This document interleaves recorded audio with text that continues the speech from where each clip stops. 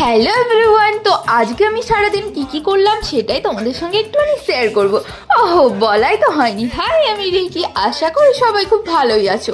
আজকের দিনটা আমার জন্য জাস্ট একটা রোলার কোস্টার রাইড ছিল। তো চলো দেখা যাক সারাদিন কি করলাম।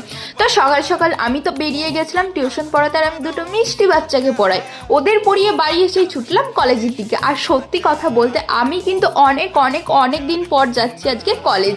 আর আসলে আমার এখন ফোর্থ সেমিস্টার এক্সাম সামনেই, তাই মেইনলি কলেজে আসা অ্যাডমিট কার্ড নেবার জন্য। কিন্তু তার থেকেও বড় টেনশন ছিল অন্য জায়গায়।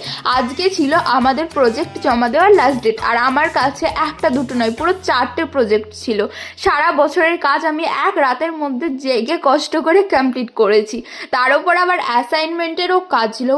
সব কাজ একদিনে করতে গিয়ে যা দৌড়াদৌড়ি হয়েছে না, পুরো অবস্থা খারাপ হয়ে গিয়েছিল। যাই হোক, কলেজ থেকে সব কাজ মিটিয়ে তো এবার বাড়ি ফিরলাম। আর সন্ধ্যের দিকে মা বানাচ্ছিল গরম গরম ফুলকো ফুলকো লুচি আর ঘুগনি।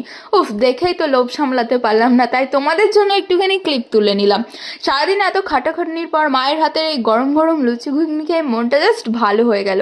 তো এই ছিল আজকে আমার সারাদিনের ছোট্ট একটা মিনি ভ্লগ। কেমন লাগলো অবশ্যই কমেন্ট করে জানিও।